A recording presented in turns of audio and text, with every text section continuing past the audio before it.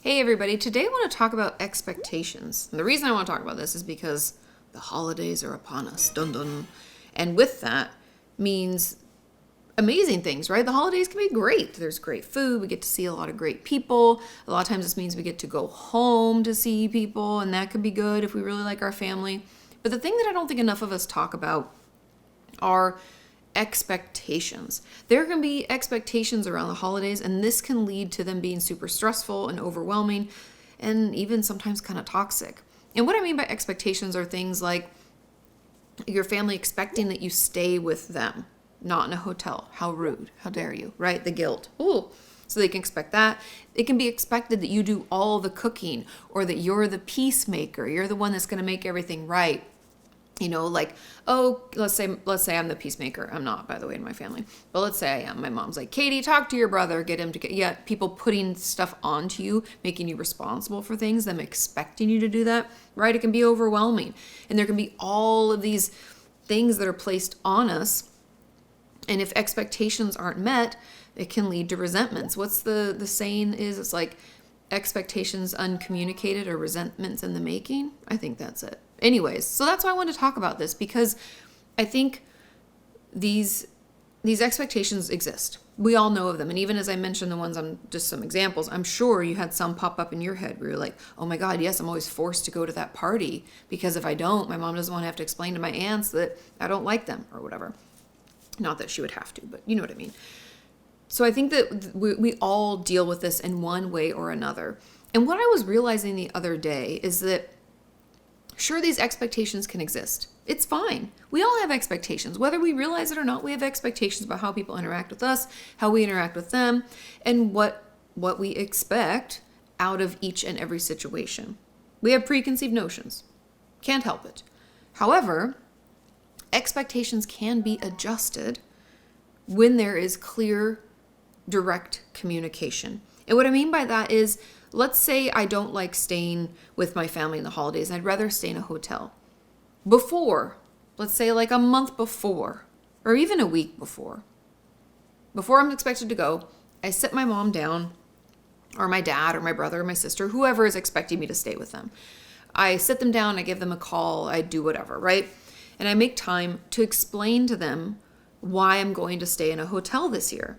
And it could be anything from the short explanation of, hey, it'd just be easier for us if we stayed in a hotel.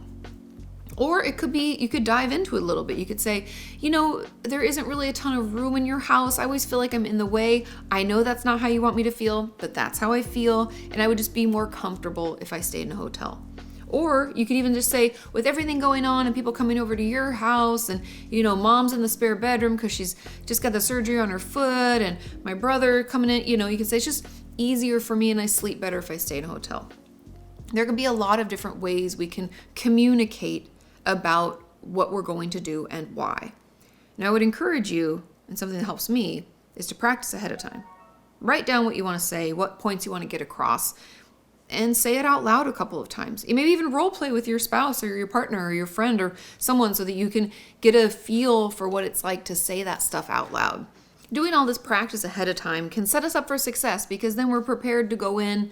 We already thought about what they might say back and we know what our rebuttal is going to be, right? Because the thing that I've realized more and more, maybe it's as I get older, maybe it's just being a therapist and having patients year after year bring these up, or even you telling me that this is something that bothers you year after year, is that so often when we're going into the holidays, we think, I don't have a choice. It's got to white knuckle it. Just deal with it. Deal with that jerk of a cousin or that rude uncle or my mom who's always controlling things or whatever it might be. I've got to deal with it. I don't have a choice. And I'm here to tell you that you do have a choice. It's just making the choice that's right for you usually goes against what I like to call the family dance. It's like your whole family is doing this one dance. Maybe it's the polka. I don't know how to demonstrate the polka. I don't really know how to polka. But let's say that I do. And my family does the polka. And then I move away. And I start doing the polka out in the world. And I'm like, I don't really like this dance. It doesn't really work for me. Bump, bump, bump. No. Instead, I like to do, I don't know, the two-step. I'm in Texas. I like to two-step, right? So I learn a whole new dance. I prefer that dance. It's a healthier dance for me, right? Then I try to bring that dance back. My family's like, absolutely not. And I find myself going right back into the polka. Are you guys following what I'm saying? It's like we hear that music, we're so used to it, we go right back into it. And that's why we end up feeling like we don't have a choice. We revert back into who we used to be. I'll be the first to admit that when I go home, back in the day, when I would go home from college, I would feel like I was so much older. Even when I was in graduate school, I was like, I'm 24. I'm an adult. And I would go home and I would revert back into like 16-year-old Katie. I'd be like an annoying teenager. I'd be like, I can't, my mom would say like, could you be home by like 11? I don't want to stay up listening for you. And I'm like, I don't have curfews. I'm an adult. And I would like push back and like stomp and be frustrated and act like a teenager. Like, that's too early. It was crazy. And I would like leave the house after fighting with her about this curfew. I'd be like, what the fuck is wrong with me? What am I doing? What am I doing? Right? And so know that no one's immune from it, but we can be aware and then instead have thoughtful conversations about it versus reverting right back into it. And this opens us up to actually having choice. So that instead of feeling like I just don't have a choice, I got to go here, I got to go to this party where I don't like anybody, I got to have lunch with that aunt who's such a dickwad, I got to stay with my parents when I don't even have my own room, I have to sleep in the living room on a blow up, it's not comfortable. You know, there can be all these things that we're doing. I'm here to tell you, we don't have to do those. We can have conversations ahead of time about what's best for us and why we're going to stay with our sister or at the hotel or whatever. And remind them again, I love you so much, but I just have to do this for myself so that I can get a good night's sleep so I can continue having a good time here, right? I talk about this all the time on our live streams, the hug and roll. If you need to know how to have a difficult conversation, the hug and roll is your friend. Are you ready? How do we do a hug and roll? First step, hug. Hug meaning tell them something you love about them. So let's say I'm having this conversation with my mom and I'm trying to tell her that I'm going to stay at a hotel. So I'm like, Mom, I want you to know how much I appreciate you always hosting year after year and bringing me in from out of state and all the wonderful things that you've done over the years. I really appreciate you. I love you so much. She'll be like, oh, yeah, of course.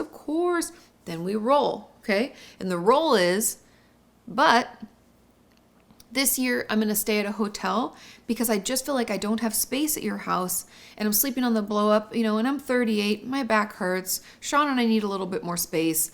I love you and I will be at your house first thing in the morning, but we're just going to stay at a hotel this year. I hope you understand. Okay? Now I know there can be pushback, but a hug and roll is very effective because you've complimented and you've loved, and then we roll away. And I find that to really help when we have these difficult conversations because otherwise we get caught in this like, I don't have a choice.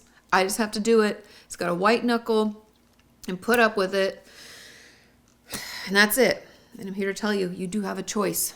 We don't have to just keep putting up with it. We can do what's best for us. We can stay for a limited amount of time maybe.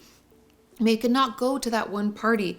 There are things that we can do to make it work for us so that we can actually enjoy our holidays and not feel like we're just barely hanging on through it. But I don't know, am I off base? What do you guys think? Do you feel like you don't have choices when it comes to your families? I know there can be repercussions and families can be like throw on the guilt and stuff like that. We can talk about that maybe. Maybe that's a whole nother video is how to like manage the guilt from your family.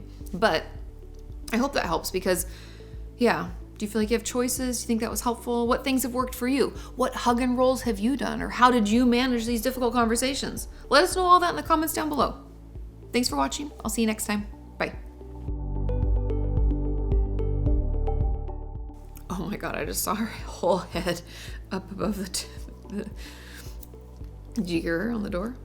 Oh.